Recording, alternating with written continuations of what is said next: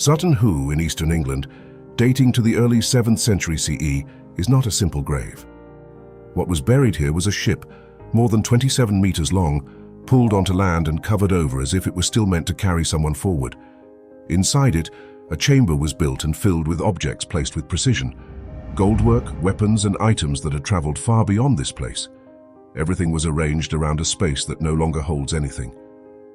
When the burial was uncovered in 1939, it changed the way early medieval England was understood. This was not a poor or isolated society. The craftsmanship alone makes that clear. The gold shoulder clasps are intricate to a level that feels almost out of place for the period. The helmet, recovered in fragments and later reconstructed, carries both symbolism and authority. Even the smallest details point to someone who held exceptional status. And the objects themselves do not belong to a single world. Silver linked to distant empires, coins placed with clear intent, and materials that moved across long trade routes all appear here. These were not random inclusions. Coins in particular were often part of burial rituals, marking both status and passage. This grave does not describe a local ruler at the edge of Europe.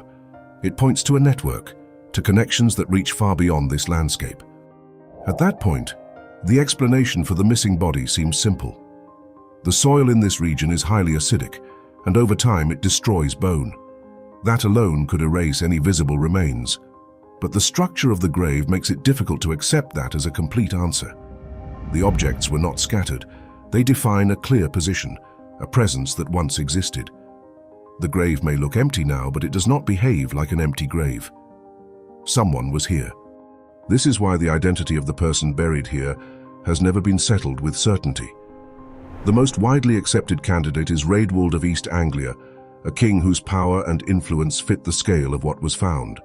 The timing aligns, the status aligns, and the mixture of traditions reflects a period of transition.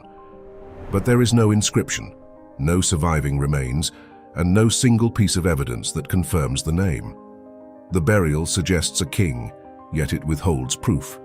The further the site is studied, the more it feels like a meeting point rather than a single story. The ship reflects traditions more common in Northern Europe than in England. The objects suggest long-distance exchange. Different worlds appear to meet here, fixed into the same moment and preserved in the same place. And at the center of it all is an absence that does not behave like a simple loss. If the body was once there and disappeared, then what remains is the structure built around it, a display of power designed to outlast a life. If the burial was meant to be symbolic, then the absence itself becomes part of the message. In either case, the result is the same. The grave presents everything that should define a ruler and removes the one thing that would confirm it. That is what gives Sutton Hoo its hold. The gold remains, the weapons remain. The ship still cuts its shape through the earth. But the person is gone, leaving behind a space that feels deliberate, even if it was not intended to be. It is a burial that answers almost every question, except the one that matters most.